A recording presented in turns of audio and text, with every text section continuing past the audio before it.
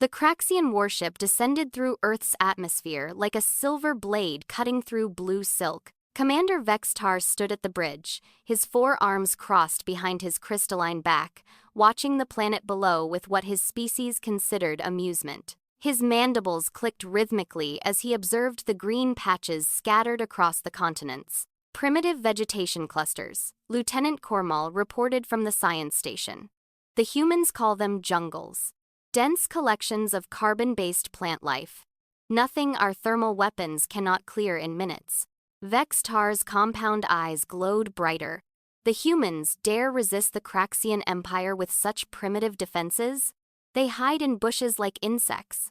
The bridge crew chirped in shared mockery. Signal the fleet. We begin the harvest of this world at dawn. Start with these jungles. Show them how foolish it is to oppose us. The Craxian Empire had conquered 17 worlds in the past century. Each fell within days, their armies crushed beneath the weight of superior technology and ruthless efficiency. Earth would be no different. The initial bombardment had destroyed most major cities, yet pockets of resistance remained. Intelligence suggested human military units had retreated into these jungle regions. Pathetic, Vextar muttered. They think leaves and trees will protect them from plasma cannons. As the warship settled into low orbit, scanners detected heat signatures deep within the Amazon basin. Thousands of them, clustered in small groups. Vextar's feeding tubes extended in anticipation. Prepare drop pods. I want 3 legions deployed by sunrise. Full combat protocols. The Craxian legions were the Empire's finest. Each warrior stood 3 meters tall, covered in natural armor plating that could deflect small arms fire. Their plasma rifles could vaporize a human from 200 meters. Their combat suits provided enhanced vision across multiple spectrums and climate control for any environment. What could primitive humans hiding in vegetation possibly do against such might? Lieutenant Cormal hesitated at his console. Commander, atmospheric readings show unusual humidity levels in these regions. Temperature exceeds optimal combat parameters. Perhaps we should. Are you suggesting Craxian warriors cannot handle mere weather? Vextar's voice carried a dangerous edge.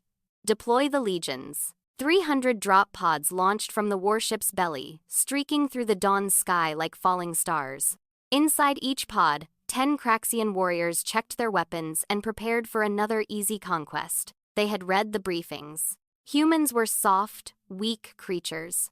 Their planet's gravity was lighter than most Craxian worlds. This would be a simple extermination. The pods crashed through the jungle canopy, their impact creating perfect circles of destruction in the green sea below. Warriors emerged with practiced precision, weapons raised, scanners active.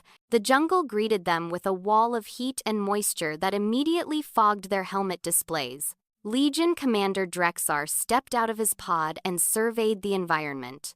Massive trees stretched toward the sky, their canopy so thick it blocked most sunlight.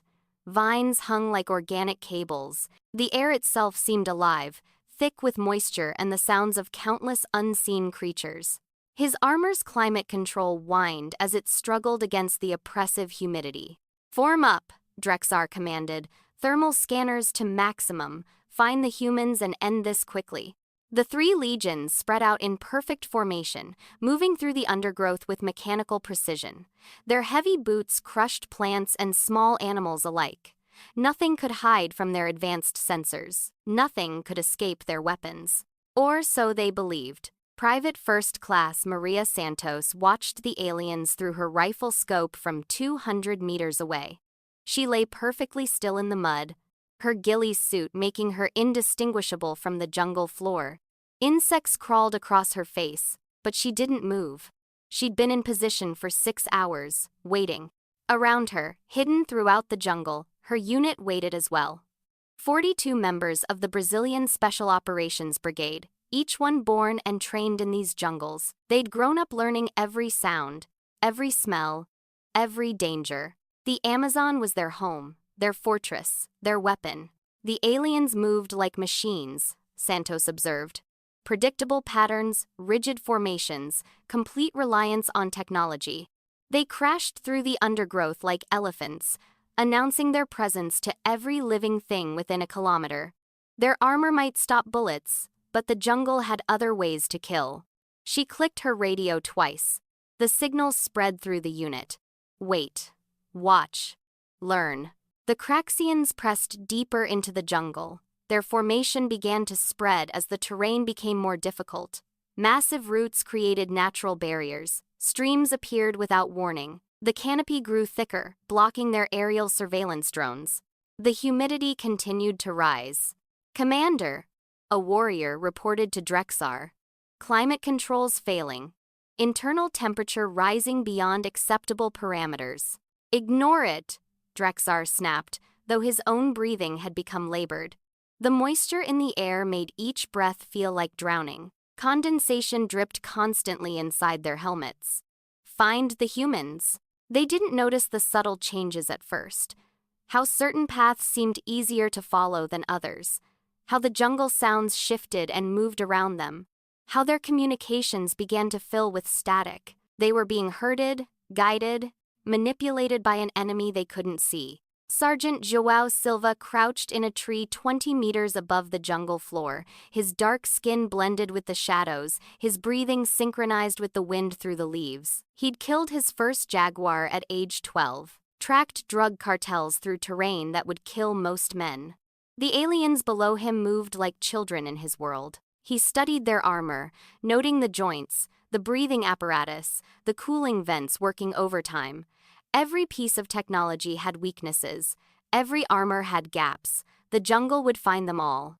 A Craxian warrior paused directly below him, scanner sweeping the area. The alien's 4 arms moved independently, covering multiple angles. Impressive, but unnecessary. In the jungle, death came from the angle you never considered. Silva drew his knife. Not to attack. Not yet. He reached for the vine beside him. One of thousands that created the jungle's living architecture. This particular species, known locally as Mata Soldado, soldier killer, contained a sap that burned through most materials. Carefully, silently, he made a small cut. The sap dripped slowly, landing on the alien's shoulder armor with a soft hiss. The warrior looked up, confused, as the organic acid began eating through the metal. By the time he raised his weapon, Silva had already vanished into the canopy. "Contact!" the warrior shouted, firing blindly into the trees. Plasma bolts seared through leaves and branches, creating brief clearings that the jungle seemed to swallow instantly. Other Craxians converged on the position, weapons raised, finding only their companion pawing at his corroding armor. The attack had begun. Throughout the jungle, human special forces struck from the shadows. Not with bullets or explosives, but with the jungle itself. Vines that released clouds of spores when disturbed, causing the aliens' air filters to clog. Insects guided by ultrasonic devices, swarming into armor joints and breathing tubes. Pit traps covered with leaves, filled with water that conducted electricity from stolen Craxian power cells. The aliens' technology, so supreme in open warfare, became a liability. Their heavy armor trapped heat, cooking them alive in the humid air. Their scanners, designed for clear environments, couldn't differentiate between the thousands of heat signatures from insects, birds, and mammals. Their communications equipment, overwhelmed by the electromagnetic interference from millions of living organisms, reduced them to shouting distance. Private Santos squeezed her trigger. The bullet, coated with a special polymer developed from tree frog poison, found the gap between helmet and chestplate. The warrior stumbled, his nervous system shutting down in seconds. She was already moving to her next position before the body hit the ground. The Craxians tried to regroup, to form defensive positions. But the jungle offered no clear ground. Every direction looked the same. Their GPS systems showed locations that didn't match reality. Paths they had marked vanished behind walls of growth. Warriors sent to scout never returned. Panic began to spread through the ranks. These weren't soldiers fighting soldiers. This was the planet itself rejecting them. The heat grew unbearable.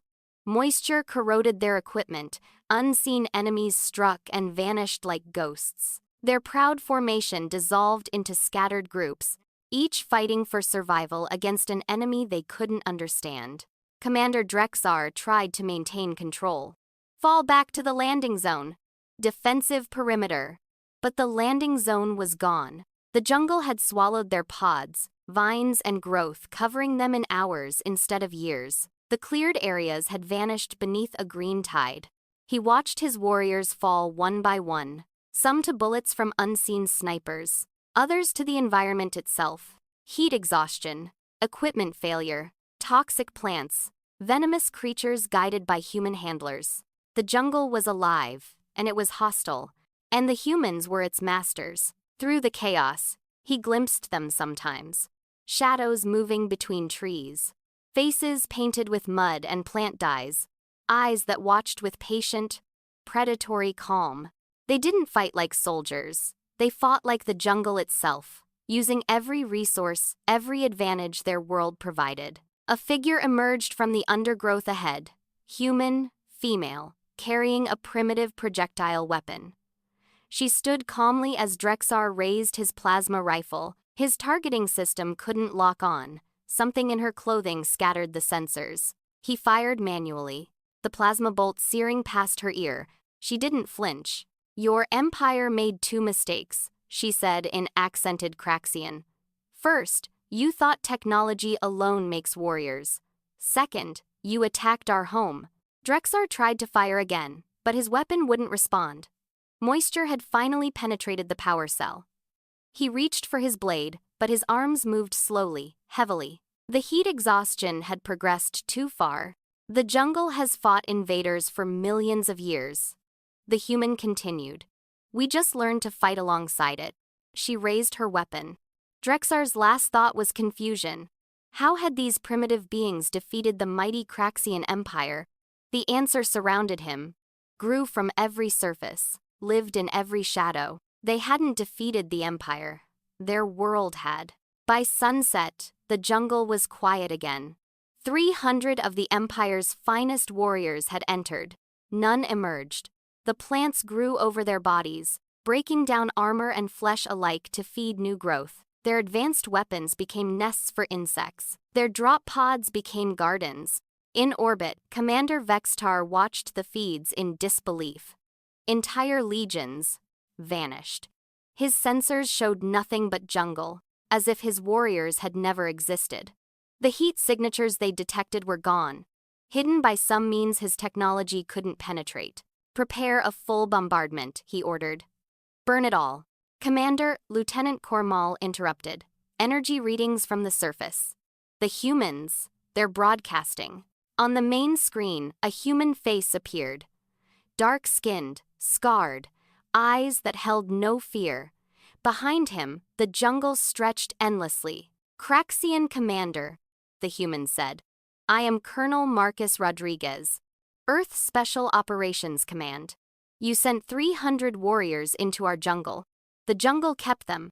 Send 3,000, the result will be the same. Send 30,000, and we will teach your empire why Earth's jungles have survived since before your species drew breath." He gestured to the green expanse behind him. "You see wilderness. We see a weapons system evolved over millions of years. Every plant, every insect, every microorganism is part of our arsenal. Your technology means nothing here. Your armor is a tomb. Your weapons are toys against a force that conquered a planet long before we arrived." The transmission showed brief images: Craxian warriors overwhelmed by army ants, suffocated by spore clouds, dragged into rivers by creatures that had no name in the Empire's databases. Technology failing, proud soldiers reduced to panicked animals, the jungle consuming all. "You scoffed at our jungles," Rodriguez continued. "Called them primitive.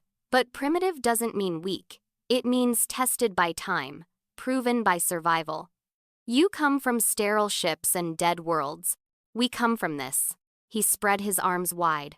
"Leave now. Tell your empire that Earth's jungles are death to those who threaten our world. Or stay, and fertilize our forests with your dead." The transmission ended. Vextar stared at the green expanses below. Other continents had similar areas: jungles, forests, swamps. Environments his warriors were never designed to fight in. Places where human special forces waited, patient as predators, ready to turn their planet's primal power against any invader. For the first time in the Empire's history, retreat seemed the wisest option. Not from superior technology or overwhelming numbers, but from the marriage of human cunning and nature's brutality. The jungle had spoken, and its message was clear. Earth would not fall easily. Perhaps it would not fall at all. The warship turned away from the planet, leaving the jungles to their shadows and secrets. In the green depths below, the special operations teams melted back into the wilderness, ready for the next assault. They knew the aliens would return. The Empire's pride demanded it. But the jungle was patient. It had waited millions of years. It could wait a little longer. And when the invaders came again, Earth's warriors would be ready, hidden in the green embrace of humanity's oldest ally. The first battle was over. The war for Earth had just begun. 3 weeks passed before the Craxian Empire returned. This time, they came prepared, or so they believed. Admiral Zexhos studied the tactical reports from the failed ground assault with the cold precision of a career military strategist. Unlike Commander Vextar's arrogance, Zexhos respected capable enemies. The humans had used their environment as a weapon. The solution was simple: remove the environment. Deploy the defoliant drones, he commanded from the bridge of his flagship. Begin with the sector where we lost the 3 legions. Leave nothing alive. Thousands of drones descended toward the Amazon, spraying clouds of engineered chemicals designed to destroy carbon-based plant life. The Empire had used this tactic on other worlds, turning forests into deserts, removing cover for insurgent forces. Within hours, leaves began to wither. Within days, entire sections of jungle would be dead. Below, Captain Sarah Chen of the Canadian Special Forces watched through binoculars as the jungle began to die. She'd arrived 2 weeks ago with her unit, part of the international response to the alien threat.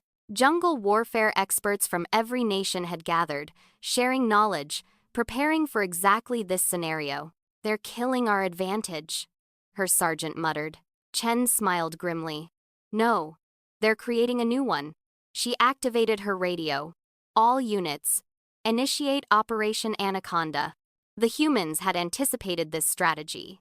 In 3 weeks, special operations teams hadn't just waited, they'd prepared. Throughout the dying jungle, hidden caches opened. New equipment emerged. Not high technology to match the aliens, but innovations born from human adaptability. As the defoliants spread, something unexpected happened. The dying plants released clouds of pollen and spores, a final desperate attempt at reproduction. But these weren't natural releases. Human biochemists had spent weeks modifying native species, enhancing their defensive mechanisms. The clouds mixed with the alien chemicals, creating new compounds that drifted upward. The drones began to malfunction. Their sensors, calibrated for Earth's normal atmosphere, couldn't process the complex chemical soup. They crashed into each other, spiraled out of control, their spraying systems clogged with organic matter. What should have been systematic destruction became chaotic contamination. Admiral Zexhos watched the tactical display in confusion. "Why are the drones failing?" "Unknown atmospheric interference," a technician reported. "The chemical interaction is creating compounds our systems can't analyze. Drone losses at 30% and climbing. Deploy the filter ships. Clear the air and continue the operation." Massive atmospheric processors descended, their powerful intake systems designed to scrub chemical weapons from battlefields. They began drawing in the contaminated air filters, working to separate and neutralize the compounds. For a moment, it seemed to work. Master Corporal Jake Thompson, Australian SASR, grinned from his concealed position. The aliens had taken the bait. He pressed a detonator. Throughout the jungle, hidden charges detonated. Not explosives, but pressure vessels filled with concentrated plant oils and fungal spores. The blast sent clouds of material directly into the intake systems of the filter ships. The spores, evolved in the jungle's competitive environment, found the warm, moist environment of the filters perfect for growth. Within minutes, fungal masses began expanding inside the machinery. The filters clogged, systems overheated. The proud alien technology choked on Earth's most primitive life forms. One by one, the filter ships began emergency ascents, trailing smoke and biological matter. But the Empire wasn't finished.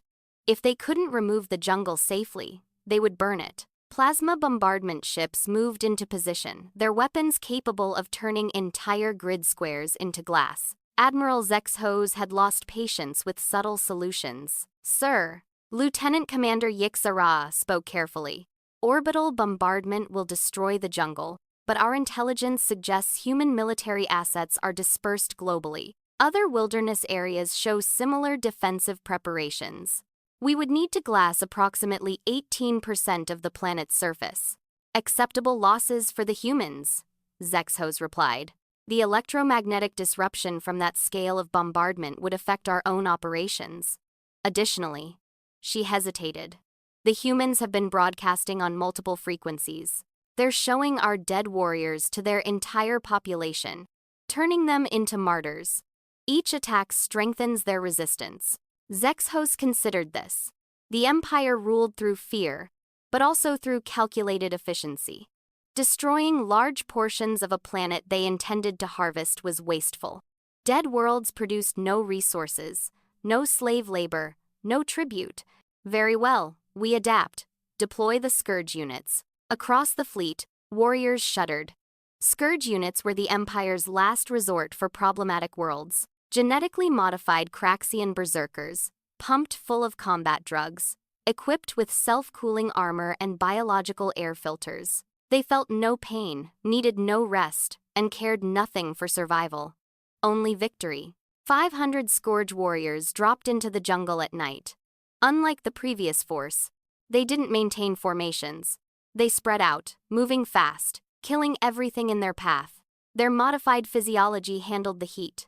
Their sealed systems ignored the spores. Their drug-fueled aggression turned the jungle's psychological pressure into fuel for violence. Lieutenant Miguel Reyes, Mexican Special Forces, watched one of the berserkers tear through a defensive position. 3 of his men dead in seconds, the alien shrugging off bullets that should have found weak points. The thing moved like nothing in the tactical manuals. Pure offense, no defense, no self-preservation. "Fall back," he ordered. "Pattern Delta." The humans had learned too. 3 weeks of captured alien technology had taught them about Craxian physiology. They knew about the redundant nervous systems, the distributed organs, the remarkable healing ability. They also knew that every biological system had limits. As the Scourge warrior pursued, it passed through what looked like normal jungle mist. The moisture contained something extra. Concentrated capsaicin extracted from the hottest peppers on Earth, mixed with synthetic compounds that enhanced absorption through respiratory tissues. The berserkers' enhanced metabolism, running at maximum capacity, absorbed the chemical faster than normal warriors would. The effect was immediate. The warrior's breathing tubes began to spasm. Its eyes, designed for multiple spectrums, became overwhelmed as blood vessels dilated. The combat drugs that suppressed pain couldn't suppress the body's autonomous responses to what it perceived as severe chemical attack. The berserker stumbled, clawing at its helmet. By the time it managed to tear the breathing apparatus free, 3 precision shots from Reyes found the exposed neck joints. The warrior fell, its enhanced body finally discovering a limit. But there were hundreds more, and they learned quickly. They began moving in unpredictable patterns, using the dying parts of the jungle as cover, turning the humans' own tactics against them. The special forces found themselves in a new kind of fight, not the patient ambush warfare they excelled at, but brutal close-quarters combat against enemies that felt no fear. Staff Sergeant Lisa Park, Korean Special Forces, led her squad through the carnage. They'd lost contact with 2 other units, overwhelmed by the Scourge warriors' relentless assault. Traditional jungle warfare wasn't working against enemies that didn't care about casualties. "New plan," she said over the radio. "If they want to go berserk, let's give them something to chase." Across the battlefield, human units began coordinated withdrawals. Not retreats, but calculated movements designed to draw the Scourge warriors into specific areas. The Berserkers, programmed for aggression, followed eagerly. They didn't notice the patterns, didn't see the trap forming. The humans led them to the rivers. The Amazon River system was more than water. It was a living ecosystem, home to creatures that had inspired legends: electric eels, piranhas, caimans, parasites that could enter any orifice, fish that swam up urine streams. The water itself carried bacteria and microorganisms that could kill within hours. But the special forces had added something extra. For weeks, they'd been introducing genetically modified organisms into select river sections. Bacteria that produced toxins specifically designed to break down Craxian biological matter. Algae that released paralytic compounds when disturbed. They'd turned sections of the river into biological weapon soup. The Scourge warriors charged into the water without hesitation, pursuing fleeing humans. Their armor protected them from the obvious threats. The caimans that attacked found no purchase on alien metal. The piranhas broke teeth on hardened skin. For a moment, it seemed the berserkers would simply wade through another human trap. Then the microscopic war began. Water entered through seal breaches caused by combat. The modified bacteria found alien flesh and began to feast. The algae toxins, absorbed through any exposed tissue, attacked nervous systems already pushed to their limits by combat drugs. Warriors who felt no pain suddenly found their bodies simply stopping, muscles refusing to respond, organs shutting down. Sergeant David Mackenzie, British SAS, watched from the far bank as Scourge warriors thrashed in the water. Some made it halfway across before collapsing. Others sank immediately, their heavy armor becoming anchors. A few of the strongest reached the shallows, only to find human special forces waiting with flamethrowers, crude weapons, but effective against enemies whose cooling systems had been compromised by bacterial infection. The river ran purple with alien blood. In the water, Earth's smallest defenders continued their work, breaking down foreign proteins, treating the invaders like any other contamination to be processed and absorbed. The jungle might be dying in places, but the river remained hungry. Admiral Zexhos received the reports in cold silence. The Scourge units, their most savage warriors, reduced to floating corpses by invisible enemies. Every strategy met with adapted counter-strategy. Every advantage negated by human cunning married to natural hostility. Analysis, he demanded. Lieutenant Commander Yix Ara pulled up the data. The humans aren't just using their jungles as defensive positions. They've weaponized the entire ecosystem. Every element works together. Land, water, air, microscopic life. Our forces are fighting the planet itself. Planets can be conquered. Yes, sir. But at what cost? Current projections show we would need to deploy 40% of the Empire's military resources to secure just the jungle regions. The humans have similar defensive preparations in their Arctic regions. Deserts, mountains, ocean territories. Each environment presents unique challenges our forces aren't equipped to handle. She brought up more data. Furthermore, human military doctrine is adapting rapidly. They're sharing information globally, learning from each engagement. What works in one jungle is communicated to all jungles. They're turning our technological superiority into a liability, using our predictable responses against us. Zexhos studied the tactical displays. Red markers showed Craxian losses. Green showed human positions, not fixed bases but fluid, mobile forces that appeared and vanished like morning mist. The Empire had never faced an enemy like this. Not a military to be crushed, but an entire species working with their planet as a single organism.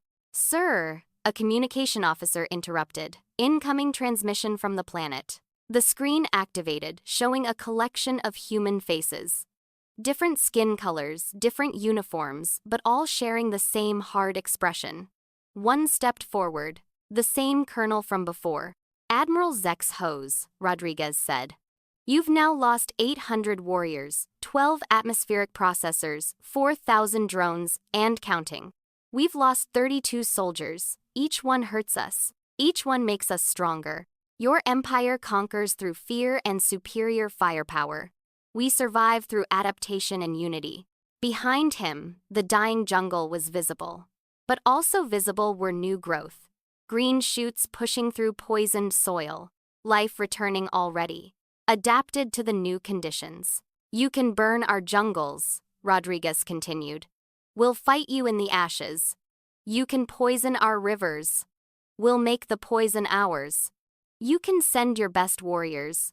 We'll send them back as fertilizer. This is our world. Every breath of air, every drop of water, every grain of soil is our ally.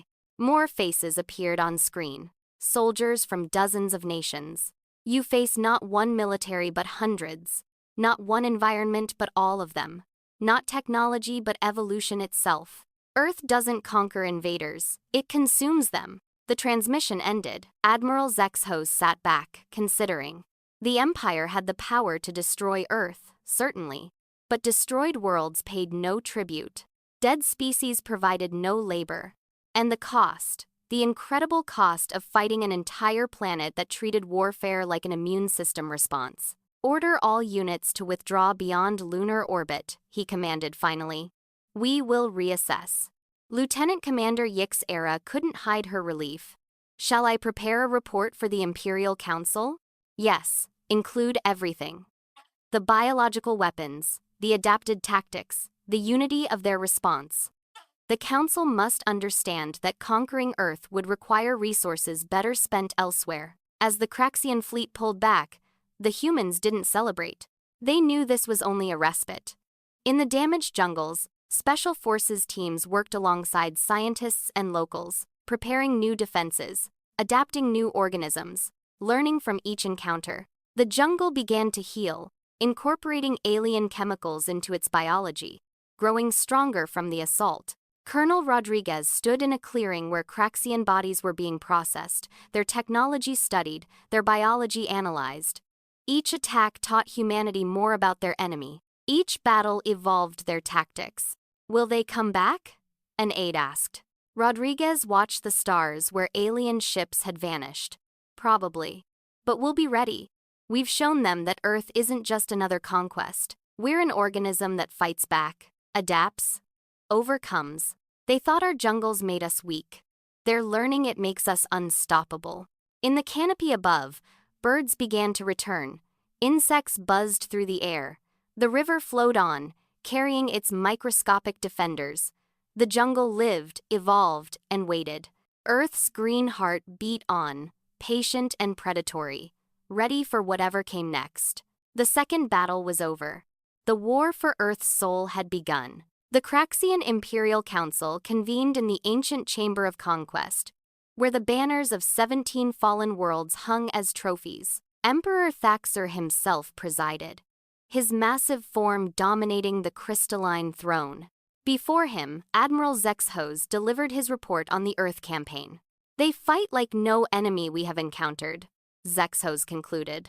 They turn their planet's nature into weapons. They adapt faster than we can adjust tactics. Conquering Earth would require resources that could claim 3 conventional worlds. Murmurs rippled through the council. General Krextor, veteran of countless campaigns, stood. You speak of humans as if they were equals. They are primitives hiding in vegetation. I propose a final solution. Complete orbital bombardment, followed by ground occupation. Overwhelming force. The humans have shown, Zexhos began. The humans have shown cleverness, Krextor interrupted. Nothing more. Give me the entire Third Fleet and 50 legions. I will deliver Earth to the Empire within 1 cycle. Emperor Thaxer's mandibles clicked thoughtfully. General Krextor, you have never failed the Empire. Take your fleet. But know this. If you fail where others have failed, the Empire will reconsider Earth's value as a target. Krextor bowed. I will not fail, my Emperor. 6 months later, the largest Craxian invasion force ever assembled approached Earth. 50 warships, 200,000 warriors, and weapons that had broken civilizations. General Krextor had studied every previous encounter, analyzed every human tactic. He would not underestimate them. His strategy was simple but comprehensive. Simultaneous strikes on every continent, overwhelming orbital support, and new equipment designed specifically to counter Earth's biological defenses. Sealed armor with no external weak points. Weapons that required no air intake. Warriors trained in zero-visibility combat. The jungles would provide no advantage this time. On Earth, humanity watched the approaching fleet with grim determination. 6 months hadn't been wasted. The United Earth Special Operations Command had done more than prepare defenses. They'd prepared to take the fight beyond their world. Colonel Rodriguez stood in the command center, now built into a mountain stronghold. Around him, representatives from every nation's special forces coordinated the global response, but his attention focused on a smaller screen showing a modified cargo vessel in orbit. "Phoenix team ready?" he asked. Standing by came the response. Commander Chen led Phoenix, the first human special operations unit trained for void combat. 50 volunteers who'd spent 6 months learning to fight in environments humanity had never evolved for. They were about to attempt something unprecedented. "Remember," Rodriguez said, "once you're aboard, you're on your own. We can't support you up there." "Understood, sir. The jungle taught us well. Now we teach them that humans don't just defend. We hunt." The Craxian fleet entered Earth orbit in perfect formation. General Krextor commanded from his flagship, the Inevitable Victory, confident in his overwhelming advantage. The first wave of dropships launched, heading for major jungle regions across every continent. This time, they would leave nothing to chance. What Krextor didn't notice was the small human vessel that had been drifting like debris. As his flagship passed, magnetic grapples silently attached to the hull. Phoenix team had arrived. Inside the cargo ship, Commander Chen checked her team's equipment one final time. They wore modified suits cobbled together from captured Craxian technology and human innovation. Instead of trying to match alien advantages, they'd created their own. "Remember, we're not soldiers up here," she said. "We're an infection. We spread, we adapt, we overcome." The jungle taught us that the smallest organisms can kill the largest predators. Time to prove it in space. The team moved through the breach they'd cut, entering the flagship's maintenance tunnels. The Craxians built their ships like their armor. Impressive and powerful, but predictable. Every Empire ship followed similar design principles. Phoenix team had studied captured schematics for months. They moved like shadows through the tunnels, leaving behind small packages at critical junctions. Not explosives, something far more insidious. Each package contained concentrated Earth bacteria modified to feed on the specific polymers used in Craxian ship construction. In the cold of space, they remained dormant. But inside the warm ship, on Earth's surface, the new invasion began. Drop pods rained down, disgorging warriors in fully sealed armor. General Krextor watched the tactical feeds with satisfaction as his forces established beachheads without immediate resistance. The humans were hiding again, but this time it wouldn't save them. Major Hassan, Egyptian Special Forces, observed the landing from 2 kilometers away. The aliens had learned from previous encounters. Their armor showed no weak points. Their formations maintained perfect overlapping fields of fire. They avoided water, checked every shadow, used drones to scout ahead. "They're fighting the last war," his lieutenant observed. Hassan smiled. "While we're fighting the next one, signal all units, Operation Shapeshifter is go." Across the globe, Special Forces units initiated the new doctrine. Instead of defending static positions, they became pure mobility, hit and fade tactics taken to extremes. But with a twist the aliens hadn't expected. The Craxians found their first human defensive position, abandoned bunkers with clear signs of recent occupation. As they approached, scanning for traps, the positions exploded, but not with conventional explosives. The blasts released clouds of modified pheromones, synthetic copies of Craxian distress chemicals captured and analyzed from previous battles. Warriors throughout the area received chemical signals that their own forces were under attack from all directions. Their disciplined formations wavered as conflicting instincts fought training. In that moment of confusion, the real attacks began. Humans emerged not from the jungle, but from underground tunnels carved over 6 months. They struck with new weapons, not trying to penetrate armor, but to disorient. Sonic devices that vibrated at frequencies that disrupted Craxian echolocation. Strobe lights calibrated to overwhelm compound eyes. Chemical sprays that marked targets for tracking even through dense cover. The attacks lasted seconds before the humans vanished again underground.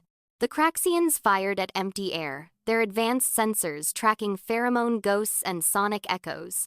By the time they realized the deception, the humans were gone, already moving through tunnel networks to the next attack position. General Krextor watched his tactical display fill with conflicting data. Attacks registered from impossible locations. Units reported engaging enemies that didn't exist. The humans weren't just using camouflage, they were hacking the Craxians' own biology against them. "Adapt," he roared. "Ignore biological signals. Trust only visual confirmation." But on his flagship, Phoenix Team had reached their primary objective, the ship's life support system, a massive biomechanical construct that recycled air and water for the crew. Commander Chen studied the alien technology with professional appreciation. "Beautiful system," she murmured. "Completely self-contained. Perfect for long voyages." She produced a vial of murky liquid. "Let's see how it handles Amazon River water." The sample contained concentrated microbial life from the most biologically diverse water system on Earth. Bacteria, viruses, fungi, algae, and things that defied easy classification, all selected for their ability to thrive in extreme conditions, all modified to see Craxian biological matter as food. She poured the vial into the system's intake. Within minutes, the microorganisms began to multiply in the nutrient-rich environment. The ship's own life support system became a breeding ground for Earth's microscopic invaders. Back on the surface, the battle evolved rapidly. The Craxians adapted to the pheromone attacks, switching to technological targeting only. So the humans adapted too. EMP weapons salvaged and modified from captured alien tech. Tunnels that collapsed after use, denying pursuit. Decoy positions that wasted ammunition while real attacks came from unexpected angles. Sergeant Yamamoto, Japanese Special Forces, led one of the most audacious operations. His team had spent months training local wildlife, not to attack, but to carry recording devices. Now, hundreds of birds, monkeys, and even insects moved through the battle zones, each broadcasting Craxian combat chatter recorded from previous engagements. The aliens found their communications jammed not by technology, but by their own voices repeated from 1,000 sources. Orders became meaningless. Coordination collapsed. Units fired on wildlife, wasting ammunition while human snipers picked off isolated warriors. The Craxians tried to counter by switching to visual signals. The humans responded by using holographic projectors to create false unit markers. The aliens brought in heavier armor. The humans introduced boreworms that had been feeding on metal-rich diets, now attracted to alien alloys. Every adaptation met counter-adaptation. Every advantage lasted minutes before being neutralized. The planet itself seemed to be learning, evolving defenses in real time. General Krextor realized he wasn't fighting an army, he was fighting a living system that grew stronger with each exchange. On the flagship, alarms began to sound. Life support systems showed biological contamination. The crew rushed to contain it, but the Earth microbes had already spread throughout the ship's circulatory systems. Air became thick with spores. Water turned brackish with bacterial growth. The ship's own immune systems, designed for known pathogens, couldn't recognize or fight the invasion. Phoenix Team moved to Phase 2. They'd mapped the ship's critical systems, leaving behind more than bacteria. Tiny transceivers, built from Earth materials invisible to Craxian sensors, now activated. Throughout the flagship, systems began receiving conflicting signals. Doors opened and closed randomly. Artificial gravity fluctuated. Navigation computers couldn't agree on their location. "Sir," a technician reported to Krextor. Multiple system failures across the flagship. It appears to be biological contamination. Impossible. This ship is sealed against. His words died as the main view screen flickered, showing a human face. Commander Chen smiled coldly. General, you sealed your ships against space. You didn't seal them against Earth. We're not just in your computers. We're in your air, your water, your food systems. Your ship is dying, and we're the infection killing it. Krextor roared orders, but his crew was already struggling. Warriors collapsed as Earth bacteria found ways through their internal systems. Technicians couldn't work terminals covered in aggressive molds. The mighty flagship, pride of the Empire, was being eaten alive from the inside. The situation planetside grew equally desperate. Human forces had abandoned traditional warfare entirely. They fought like viruses, like weather patterns, like the planet's immune system. Attacks came from below ground, from inside captured equipment, from the very air the Craxians struggled to breathe through failing filters. Colonel Rodriguez coordinated the global response with cold efficiency. Phase 3. All units. They wanted to fight Earth, show them what that means. Across the planet, hidden facilities opened. Not military bases, but biological warfare laboratories where scientists had worked alongside soldiers. The real weapon wasn't technology. It was evolution accelerated and directed. Clouds of modified insects rose from hidden breeding grounds. Rivers released engineered algae that targeted alien metals. Even the wind carried weapons now, as modified plant spores sought out Craxian biological signatures. The Empire's warriors found themselves fighting on every scale. Their massive ships battled contamination. Their ground forces faced everything from human commandos to microscopic attackers. Their equipment failed as Earth's smallest children invaded every system. The planet had become hostile at the molecular level. General Krextor made a final, desperate decision. All units, immediate evacuation, full retreat to orbit. But even that proved difficult. Dropships found their fuel contaminated, engines clogged with growths that shouldn't exist. Warriors racing for extraction points collapsed as their sealed suits finally failed, letting in air that had become poison to alien life. On the flagship, Phoenix team prepared for extraction. They'd completed their mission, but Chen had one final message to deliver. She activated the ship's emergency broadcast system, knowing every Craxian vessel would receive it. This is Commander Sarah Chen, Earth Special Operations. You came to our world expecting to fight soldiers. Instead, you fought the Earth itself. Every jungle, every ocean, every grain of soil is our weapon. We've shown you defense. Now we show you offense. She gestured to her team, all volunteers who knew this was likely a one-way mission. 50 humans have crippled your flagship. Imagine what millions can do. We can take this fight to your worlds, your stations, your empire. We are no longer just Earth's defenders. We are the hunters now. The transmission ended as Phoenix team's extraction charges detonated, their small ship breaking away from the dying flagship. Some would make it home. Others wouldn't. But their message was clear. Earth wouldn't just defend. When threatened, humanity would bring their planet's fury to the stars.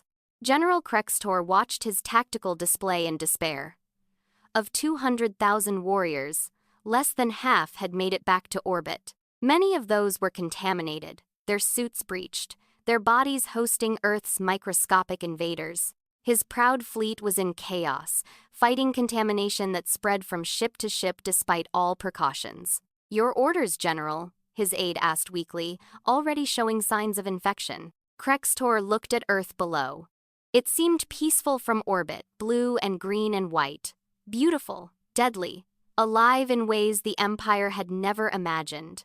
Full retreat. Quarantine protocols for all vessels. We have failed. As the Craxian fleet limped away, humanity didn't celebrate victory. They prepared for what came next. In hidden facilities, scientists studied captured alien technology, learning to adapt it. Special forces trained in void combat, preparing to take the fight beyond Earth.